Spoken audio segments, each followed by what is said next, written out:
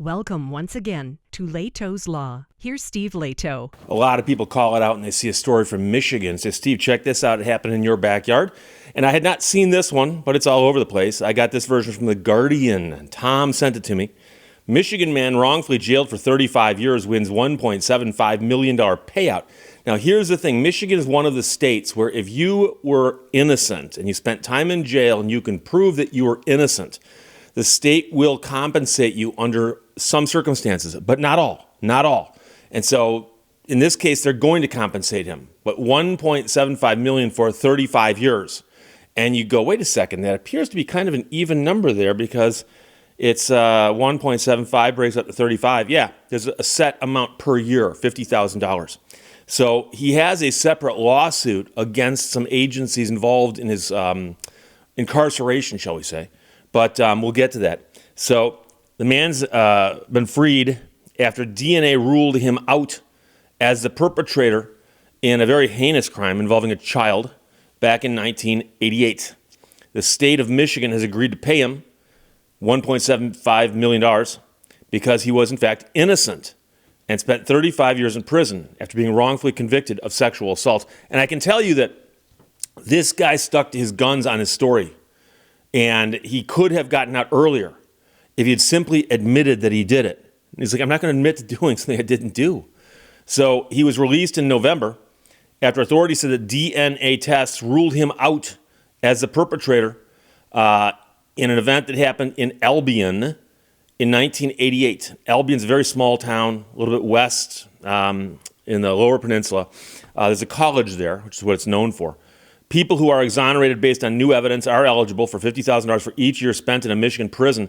The Attorney General's office sometimes resists paying based on strict criteria, but quickly agreed to compensate this man, and the deal was approved by a judge on Wednesday. The man told the Associated Press he'll probably use some money for a house as well as a vehicle for a sister. His sister needs help. Nothing can make up for 35 years in a Michigan prison for something he did not do, his attorney Wolf Mueller said.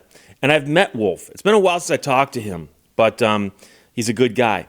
This is the first step toward getting Lewis's life back at the age of 65. So he's 65 years old, and it was a big chunk of his life spent in prison. Police investigating the assault settled on him as a suspect after an off-duty officer said he had been seen in the neighborhood. Now here's where it gets messy. Police claim that he confessed, although they did not record that interview. They did not have him sign a confession. They just said that, yeah, he confessed. The victim was also never asked to identify the man. So they never once said, is this the man who did this to you? He eventually pleaded no contest to the charges and was sentenced to 25 years to 50 in prison. He tried to withdraw his plea at sentencing, but the request was denied. So we don't know much about what happened there, and I apologize, because it says he pleaded no contest, and the question is why?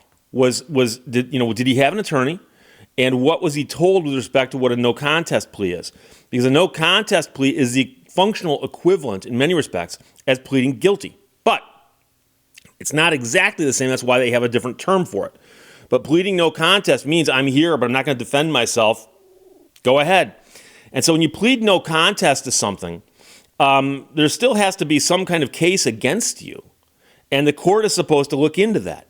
And so why the court didn't know, for instance, that the man was not ID'd by the victim and his alleged confession was never recorded or taken down in any way, shape, or form, the question is, was he even asked, by the way, did you confess to this? Did you? So he was repeatedly eligible for parole consideration starting in 2008, but he refused to take a sex offender therapy class, which was a key condition for his release, and he remained behind bars until DNA cleared him. And his attorney says, he said, I didn't do this crime. I'm not taking a therapy class. He cost himself several years standing on principle. Not a lot of guys would do that. So there's no guarantee he would have gotten out in 2008. But as you can imagine, that's 16 years ago. And so if somebody said, do this and you might get out, and most people go, fine, I'll do this. And so apparently, having spent some time behind bars, he realized, you know something? what's right is right. So he said he knew he'd eventually be cleared when his mouth was swabbed last summer for DNA testing. He said, I spent the last couple of months in prison with a smile on my face. Everyone thought I had something up my sleeve. Meanwhile, his attorney, Wolfgang Mueller, filed a lawsuit against police seeking more than $100 million. The lawsuit claims that the man's rights were violated during the investigation in 1988. And again, I like to do this anytime I have a story with dates in it, modern dates. I like to ask myself, where was I? 1988, I was still in undergrad. I was going to graduate from my undergrad within a year or so, and then I'd be off to law school thereafter. So this is a couple of years before I even went to law school. And so I can think back to what I was doing around that point in time.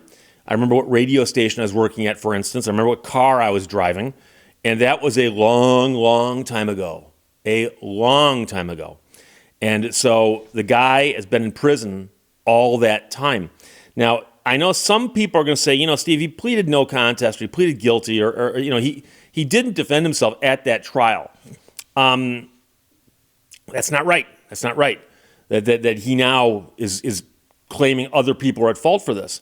And again, we don't know what he was told by his attorney, if he had an attorney, or if he was given, like say, a court-appointed attorney who told him, look, dude, do you know how hard it is going to be to defend you in a small community against these charges? And the police say you confessed. If you go no contest on this, you might be back in the streets in 15 years. But if you fight it and are found guilty and sentenced and the judge throws a book at you, you could be in for a long, long time. And so it might be that the guy made his decision based on that. But of course, that'd be bad advice because an attorney should have gone through the discovery on the case, looked at the file and said, what do they got on this guy? Okay, they claim he confessed, but there's no record of it.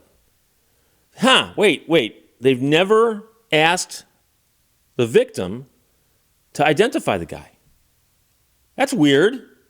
Why wouldn't they do that? And so that's the kind of stuff that, if they hand you a file and don't tell you what to look for, it might take you a few minutes to find, but you'd find that out pretty quickly. You go, okay, I don't see an identification here. I don't see a confession in here. What do they got? Oh, an undercover cop says that he saw the guy in the neighborhood around that time. That's your case? That's the entire case? So again, he did plead no contest, tried to withdraw it. They wouldn't let him. And then later on, as they're going through all the evidence, they discovered huge gaps in the evidence. And then, of course, luckily, they had something they could DNA test, which they could absolutely link to the perpetrator. And it is not this guy. And again, I don't know how much of a fight they put up on this with respect to DNA testing and so on. I know that occasionally we hear stories of prosecutors fighting DNA testing because no, we don't want that. Why not? If it's going to answer the question definitively, why not? And I remember I've heard a couple different stories where somebody was making a claim like this. And they go, I want the DNA testing of the evidence to prove I didn't do it. And someone's got to break the news to them and go, by the way, just so you understand, it could also go against you if they find your DNA where they're not supposed to find it. You understand that, right? This guy's like, no, I didn't do it. It's not going to be there. It's going to be somebody else's DNA, not mine. So he knew he didn't do it. And I salute him for refusing to take the therapy classes, in essence, leaving himself in jail for 16 more years. I know that a lot of people, given the opportunity to get out, would have done anything they could. And I mentioned the West Memphis 3 a couple days ago. And those guys took the Alford pleas just to get out because they were told if you do the Alford plea now, you can get out now. If you don't, we're going to make a decision. We might retry all of you, and then you can get out after we retry you if you're found not guilty. Who knows what a jury is going to do? And if you spent time in jail and they go, you can get out right now? I can't blame somebody for taking that. I can't. So, Tom, thanks for sending that. That's from The Guardian, but it's been in the news a lot of places. Michigan man wrongfully jailed for 35 years wins $1.75 million payout. That's from The Guardian. Questions or comments? Put them below. Let's talk to you later. Bye-bye. Thank you for watching Lehto's Law. There's a fine line between fishing and just standing on the shore like an idiot.